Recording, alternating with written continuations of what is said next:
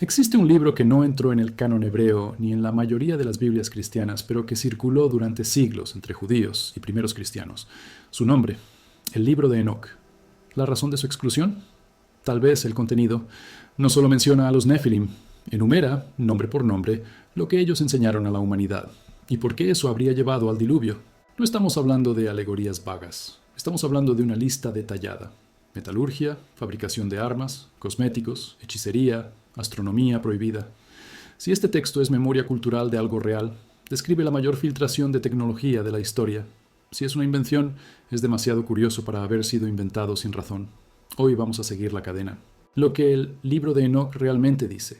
¿Por qué fue considerado peligroso? ¿Y por qué culturas separadas por océanos tienen narrativas casi idénticas sobre dioses que descienden y transfieren conocimiento, siempre con consecuencias catastróficas? Si quieres entender de dónde vienen las historias sobre conocimiento prohibido, tecnología perdida, y por qué los textos antiguos tratan ciertos saberes como maldiciones en lugar de bendiciones, dale a like ahora. Este video conectará el libro de Enoc con patrones globales de narrativa que la arqueología y la antropología aún intentan explicar. Suscríbete, porque estamos armando una serie completa sobre los Nefilim, y este es el episodio que explica el corazón de la historia. Vamos a empezar de cero. Lo que sabrás al final. Primero, exactamente qué conocimientos atribuye el libro de Enoc a los Nefilim o a los vigilantes. Los términos se mezclan en el texto y vamos a aclarar esa confusión. Segundo, por qué esos conocimientos fueron descritos como corrupción y no como progreso. Tercero, cómo esta narrativa específica se conecta con decenas de otras culturas que hablan de dioses instructores, que vinieron, enseñaron y luego fueron castigados o expulsados. No estamos aquí para probar que los Nefilim existieron. Estamos aquí para entender lo que dice el texto. ¿Por qué lo dice y qué hacer con el hecho de que variaciones de esta narrativa aparezcan en lugares donde no deberían aparecer? El libro de Enoc no es un texto único. Es una colección de 5 libros, escritos probablemente entre el 300 Antrus de Cristo y el 100 de Pseuxeo, con núcleos tal vez más antiguos. El libro más relevante para nuestra investigación es el llamado Libro de los Vigilantes, los primeros 36 capítulos. En él, Enoc, bisabuelo de Noé, recibe visiones y es llevado a los cielos para presenciar el juicio de seres llamados vigilantes. ¿Quiénes son estos vigilantes? Según el texto, son ángeles enviados para vigilar a la humanidad, pero 200 de ellos, liderados por uno llamado Shemi Hassah, hacen un pacto. Descienden al monte Hermón, ubicación geográfica real, en el norte de Israel, frontera con Líbano y Siria, y toman a mujeres humanas como esposas. ¿La descendencia? Gigantes, Nefilim. Pero el problema no es solo la reproducción. El problema es lo que viene después. Empiezan a enseñar. El texto es explícito. El capítulo 8 del libro de los vigilantes enumera nombres y especialidades. Azazel enseñó a los hombres a forjar espadas, cuchillos, escudos, corazas, tecnología militar. Enseñó también a extraer y trabajar metales de la tierra. A las mujeres, Azazel les habría enseñado el arte de los cosméticos, el uso de piedras preciosas y tintes. Otro vigilante, Shemi Hassah, enseñó encantamientos y el corte de raíces, posiblemente farmacología primitiva o magia. Armaros enseñó la disolución de encantamientos. Paraquel enseñó astrología.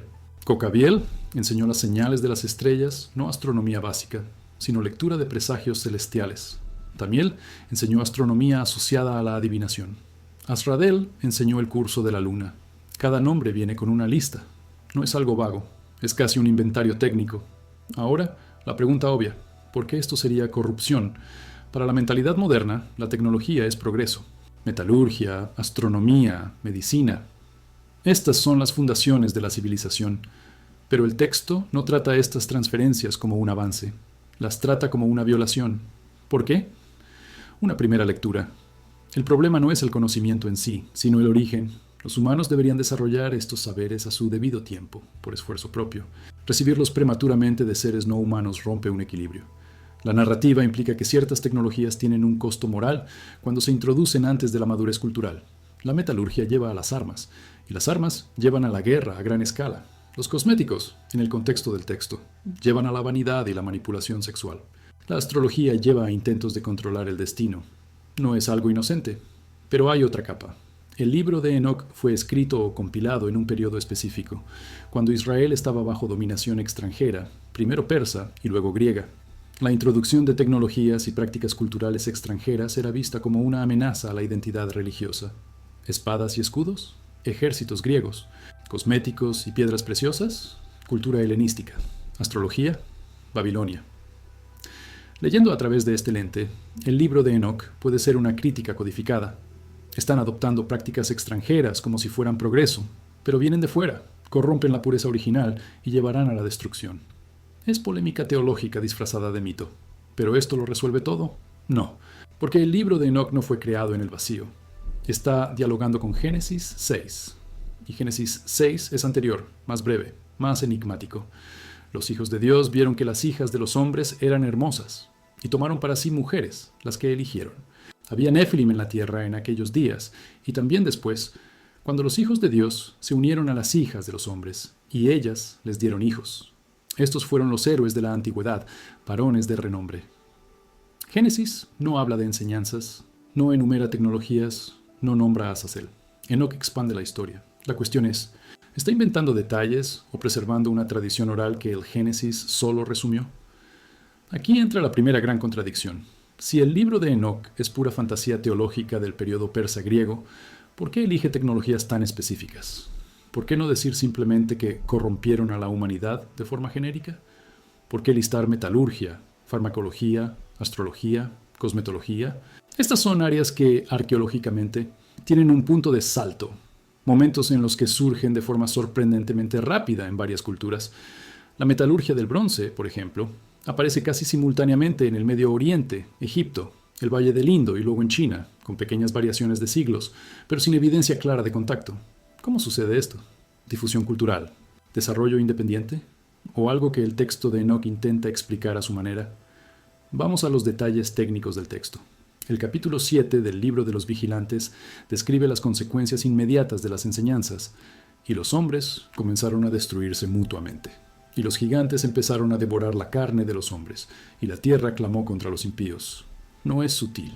La narrativa conecta directamente la transferencia de tecnología militar con el aumento de la violencia. Pero el texto va más allá. El capítulo 9 dice que los vigilantes revelaron secretos eternos que se hacen en el cielo, los cuales los hombres se esforzaban por aprender. Secretos eternos, conocimiento celestial. No es solo tecnología práctica, es conocimiento cósmico. Cómo funciona el universo, los ciclos de la luna, los patrones de las estrellas. El texto implica que hay cosas que los humanos no deberían saber, no porque sean incapaces, sino porque saber cambia algo fundamental. Esto suena extraño para nosotros. El conocimiento es neutro, ¿verdad? Error, según esta narrativa. El texto sugiere que ciertos conocimientos conllevan poder, y el poder sin preparación es destructivo.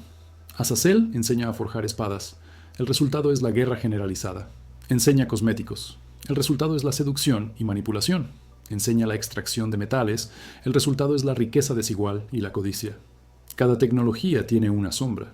La narrativa no es anticonocimiento. Es antiaceleración. Es una advertencia. Si saltas etapas, si recibes desde fuera lo que deberías construir desde dentro, pagas el precio. Pero ahora, la pregunta que importa. ¿Está el libro de Enoc solo en esta narrativa? No. Y aquí es donde se pone interesante. Culturas de todo el mundo tienen mitos de donadores de conocimiento que vienen de fuera, enseñan tecnologías avanzadas y luego son castigados o expulsados. Los Apkallu sumerios, 7 sabios que emergieron del mar antes del diluvio y enseñaron las artes de la civilización. Oanes, en Babilonia, una criatura mitad pez y mitad hombre que enseñó escritura, matemáticas y agricultura.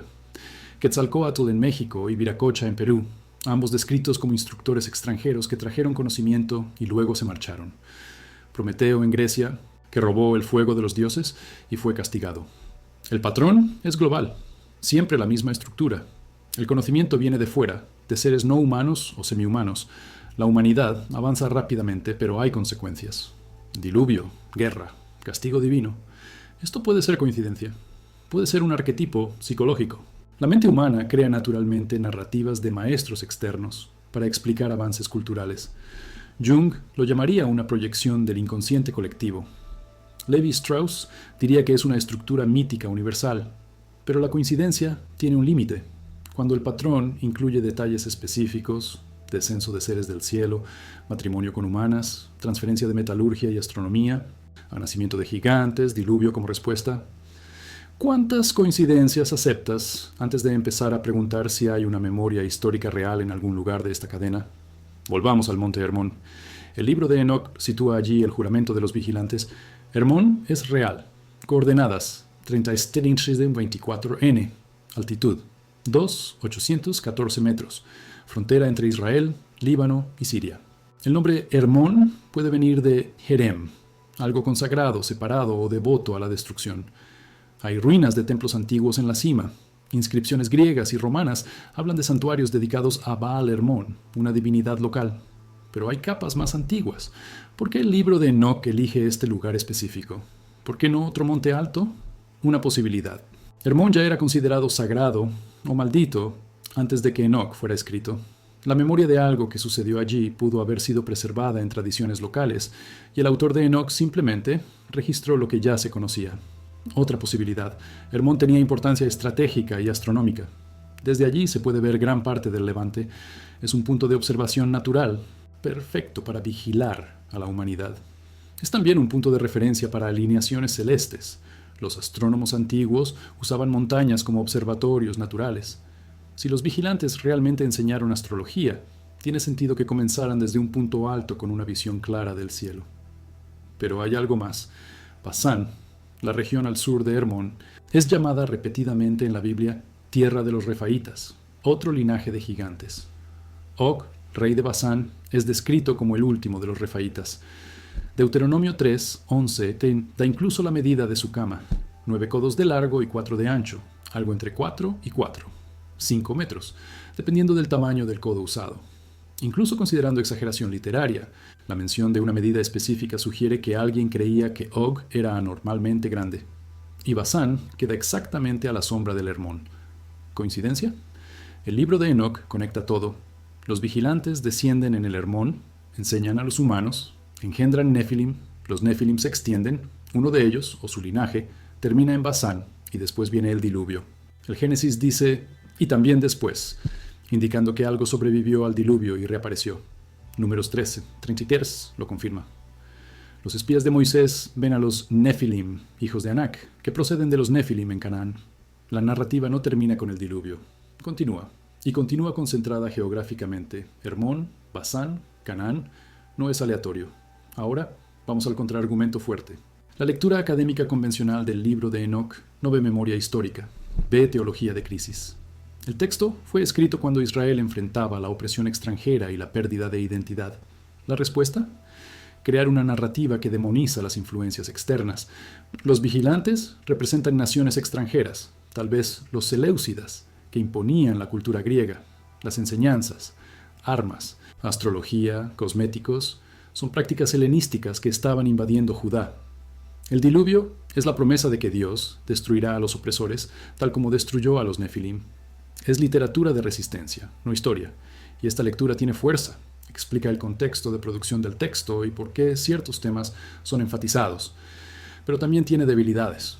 Si el libro de Enoc es solo polémica anti-helenística, ¿por qué se ancla en Génesis 6, un texto mucho anterior?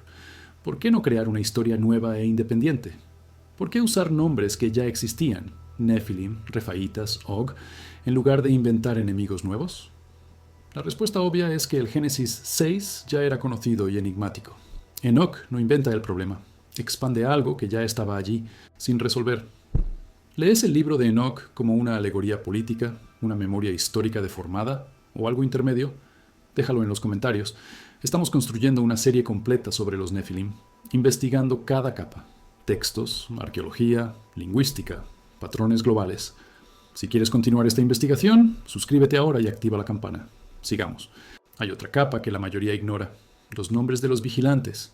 No son nombres hebreos comunes: Azazel, Shemihazá, Cocabiel, Armaros, Baraquel, Tamiel. Estos nombres tienen estructura semítica, pero no aparecen fuera del libro de Enoc. Esto es extraño. Si el autor de Enoc estuviera inventando, ¿por qué no usar nombres de demonios ya conocidos? ¿Por qué crear una demonología enteramente nueva? Una posibilidad. Los nombres eran conocidos en tradiciones orales que no fueron preservadas en otros textos. Otra posibilidad. Los nombres fueron creados con significado simbólico. Azazel puede venir de Asaz, fuerte, y El, Dios, Dios es fuerte o fuerza de Dios, con ironía, ya que enseña violencia. Cocabiel puede ser estrella de Dios, adecuado para quien enseña astrología. Pero aún así, ¿por qué este esfuerzo? Hay un detalle que muchos pasan por alto. El libro de Enoc no fue totalmente excluido de la Biblia. Está citado en el Nuevo Testamento. Judas 14:15 cita directamente Enoc 1:9. He aquí que vino el Señor con sus santas miríadas para ejecutar juicio contra todos y convencer a los impíos. Judas no dice según una leyenda. Cita como si fuera una autoridad. Esto significa que en el siglo I de Cristo, Enoc era considerado confiable por al menos algunos grupos cristianos primitivos. La iglesia etíope lo considera canónico hasta el día de hoy. Fue encontrado entre los manuscritos del Mar Muerto, múltiples copias en arameo y hebreo, fechadas entre el 251 de Cristo y el 50 de Cristo. Esto no prueba que el contenido sea histórico, pero prueba que el libro era tomado en serio, copiado, preservado y citado. Ahora, la parte que conecta todo con las evidencias físicas. Si los vigilantes realmente enseñaron metalurgia avanzada, ¿deberíamos ver rastros de eso en la arqueología? Tal vez. Y hay algo curioso. La edad del bronce comienza repentinamente, alrededor del 300 a.C., en varias regiones casi al mismo tiempo. Mesopotamia, Egipto, el Valle del Indo, Anatolia. El bronce no es intuitivo. No descubres el bronce por accidente. Necesitas saber que el cobre, 89-95%, más el estaño, 5-11%, produce una aleación más fuerte que cualquiera de los dos por separado. El cobre y el estaño rara vez se encuentran juntos. Necesitas extraer cobre en un lugar, estaño en otro y saber que debes fundirlos juntos.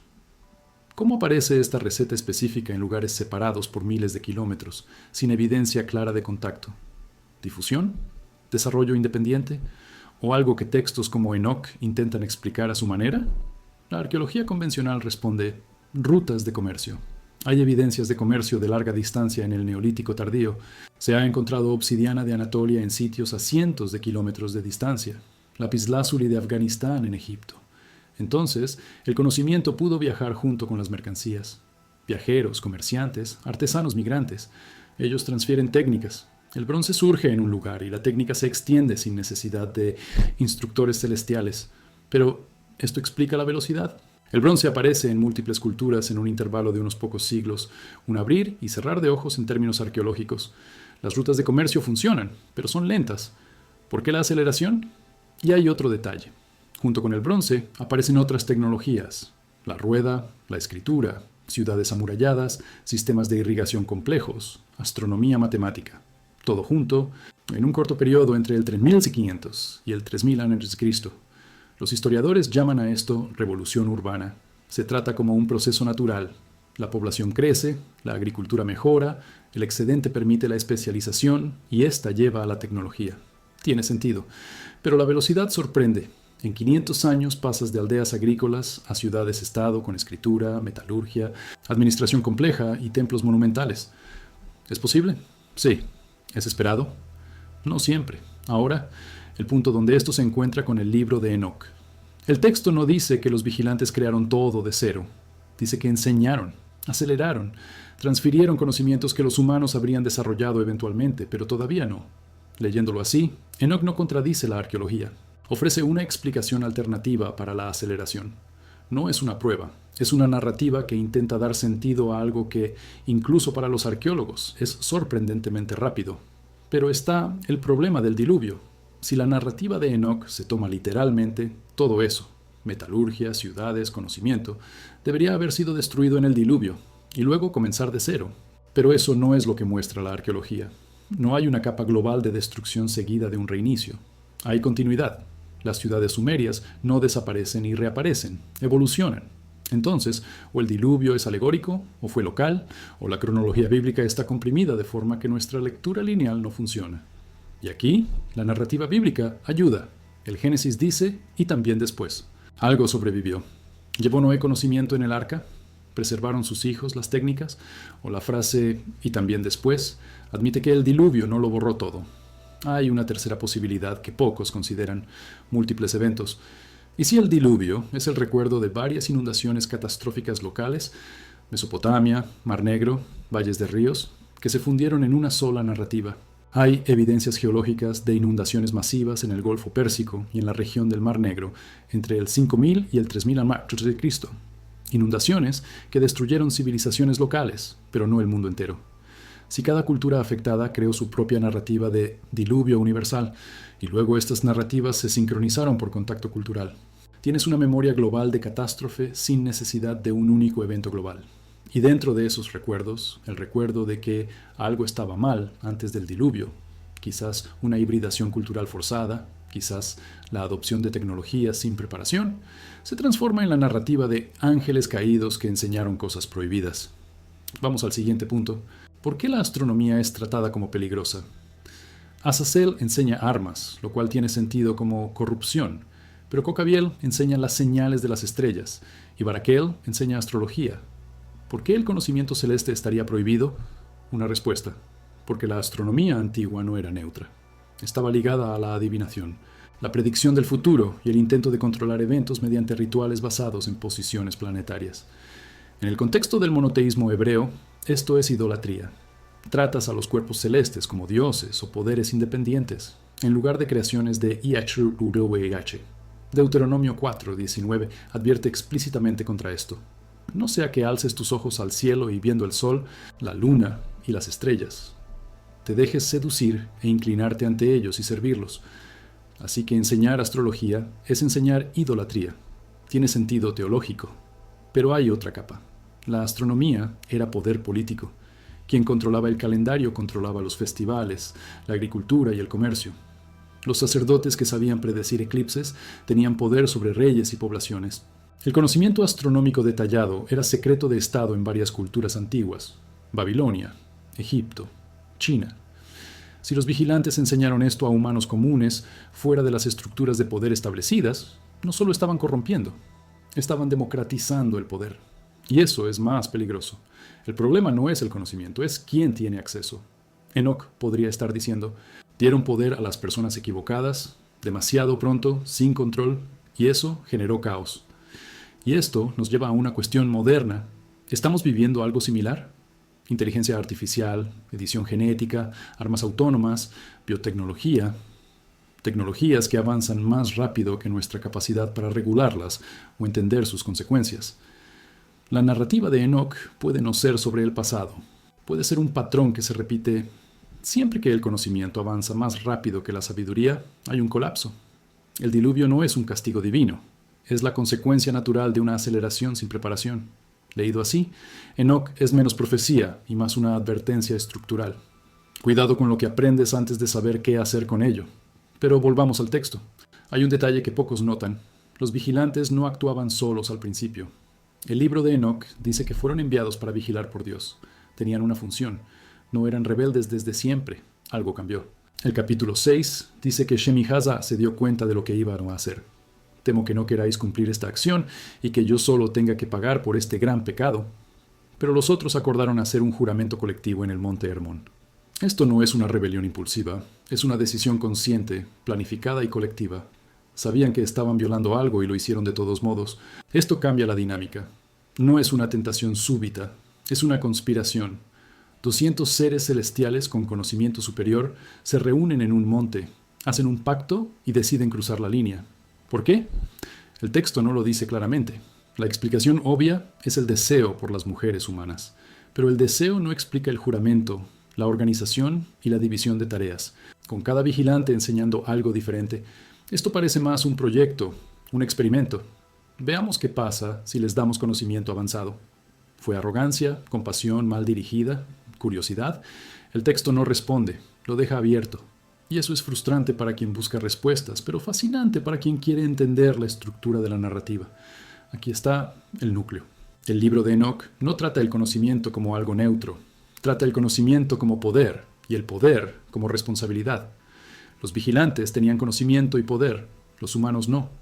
¿Transferir conocimiento sin transferir también la sabiduría o la estructura moral para usarlo? Eso es irresponsable. Y el resultado, según el texto, es la catástrofe. Y la tierra clamó contra los impíos. No solo sufrieron los humanos, la tierra sufrió. Hay algo casi ecológico en esta descripción. La violación no es solo moral, es cósmica. El equilibrio natural se rompe. Esto nos lleva a una de las promesas del inicio. ¿Por qué el diluvio fue la respuesta? Si el problema era el conocimiento transferido, ¿por qué no simplemente retirar a los vigilantes y dejar que los humanos lidiaran con lo que tenían? ¿Por qué destruir casi todo? El texto sugiere que no era posible revertirlo. El capítulo 10 describe a Dios ordenando la prisión de Azazel. Encadena a Azazel de manos y pies, lánzalo a las tinieblas, y pon sobre él piedras ásperas y puntiagudas. Después, ordena que los vigilantes vean a sus hijos, los Nefilim, destruirse en batalla unos contra otros. Y entonces, el diluvio. La limpieza es total porque la corrupción era total.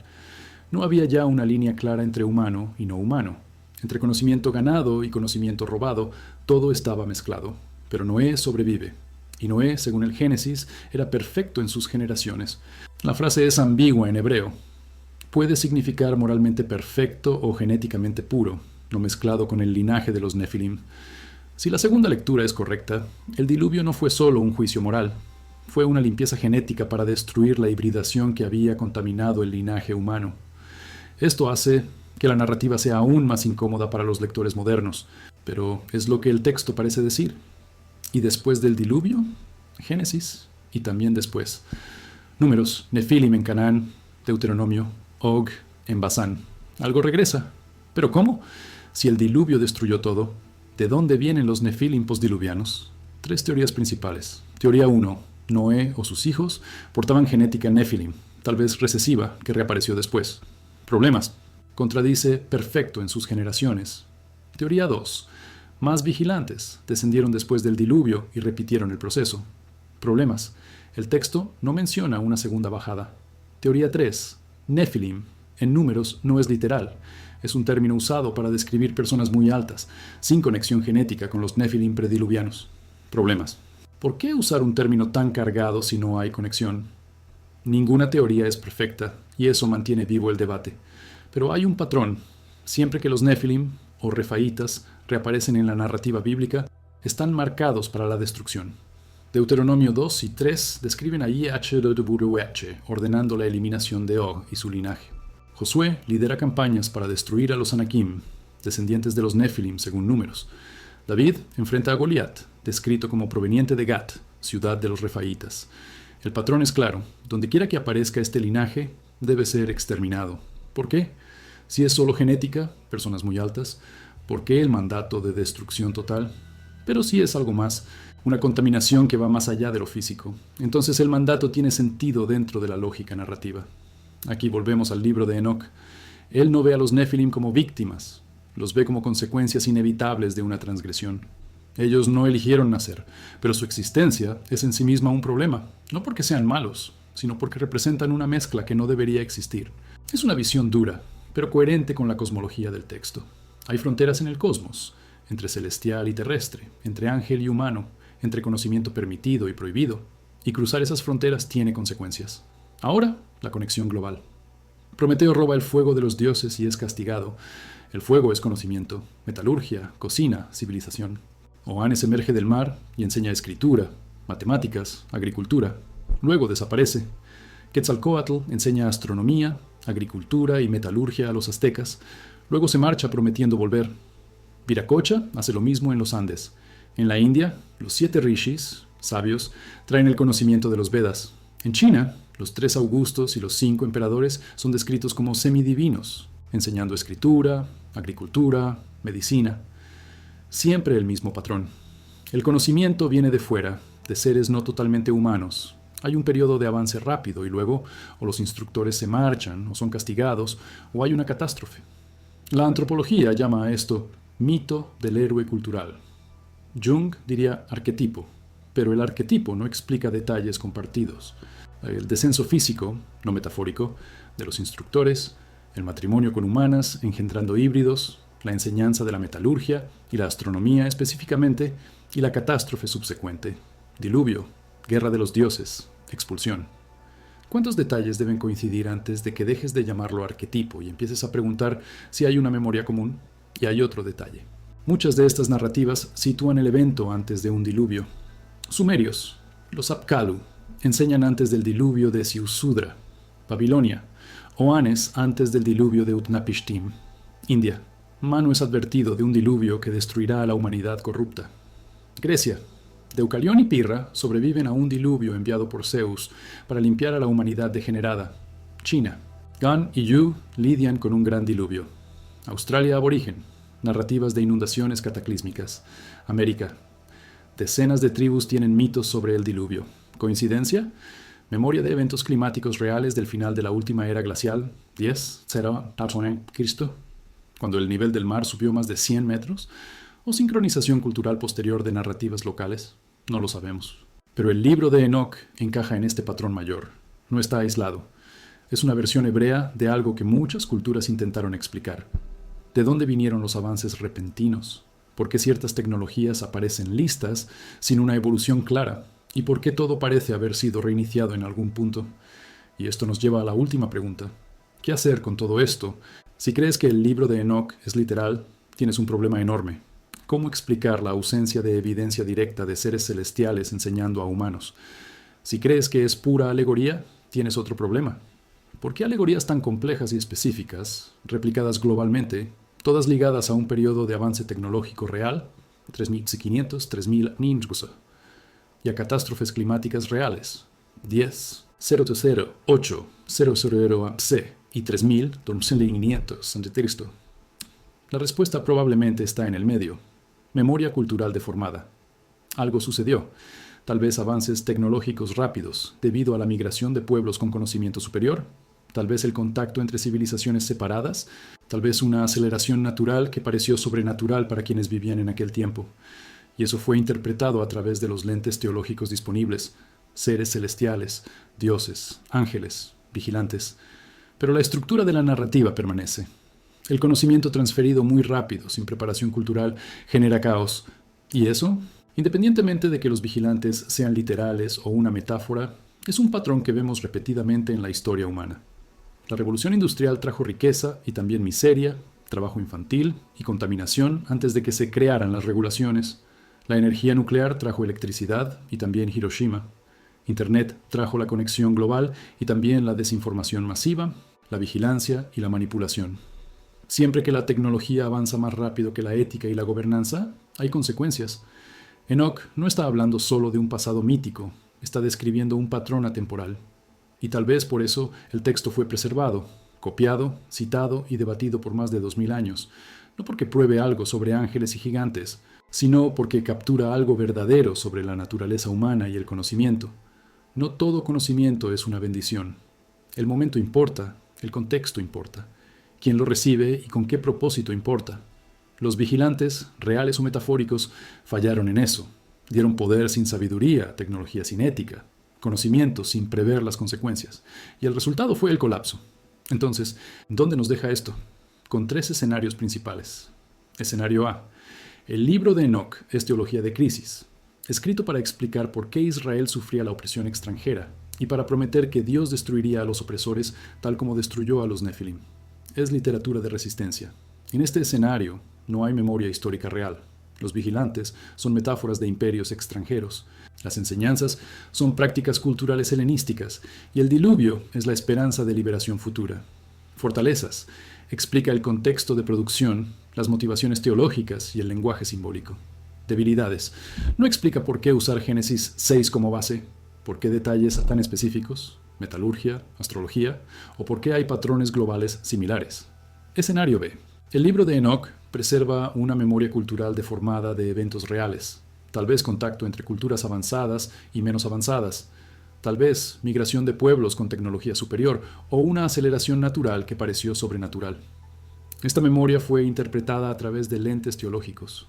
Los extranjeros avanzados se convirtieron en ángeles caídos, la transferencia cultural en enseñanzas prohibidas, los conflictos resultantes en guerra de gigantes y las catástrofes climáticas en el diluvio enviado por Dios.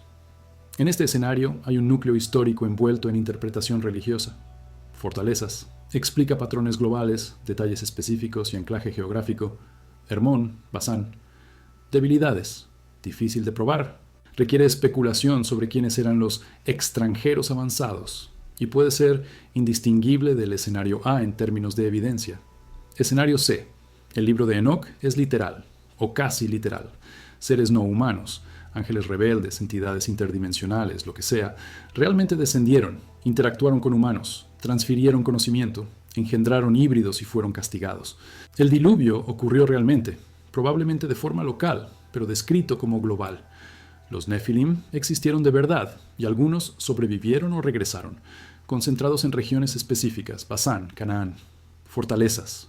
Toma el texto al pie de la letra, explica por qué fue preservado y tomado en serio por milenios, y es consistente con la interpretación de judíos y cristianos antiguos. Debilidades. Requiere aceptar premisas sobrenaturales. Hay ausencia de evidencia física directa y entra en conflicto con la cronología arqueológica estándar. ¿Cuál escenario es el correcto? No lo sabemos, y tal vez la fuerza del libro de Enoch sea exactamente esa. Se resiste a un cierre. Puedes leerlo como teología, como memoria, como literal o como una mezcla de los tres. No se resuelve. Y los textos que no se resuelven continúan generando debate, investigación y reinterpretación. Permanecen vivos. ¿Qué se mantiene en pie independientemente del escenario que elijas? Primero, hay un patrón global de narrativas sobre instructores externos que transfieren conocimiento avanzado, generalmente ligado a periodos de aceleración tecnológica real y seguidos por catástrofes o conflictos. Segundo, el libro de Enoch no inventa este patrón. Participa de él ofreciendo una versión hebrea de algo que muchas culturas intentaron explicar. Tercero, la estructura de la narrativa, conocimiento sin sabiduría lleva al caos, es atemporalmente relevante, seas creyente o no. Cuarto, hay elementos geográficos, lingüísticos y textuales que aún no han sido totalmente explicados. El Hermón, Basán, el y también después. Los nombres de los vigilantes y los detalles técnicos específicos. ¿Y qué queda abierto? Casi todo. ¿Quiénes eran realmente los hijos de Dios de Génesis 6? ¿Por qué el libro de Enoch fue excluido del canon hebreo y cristiano pero preservado en Etiopía?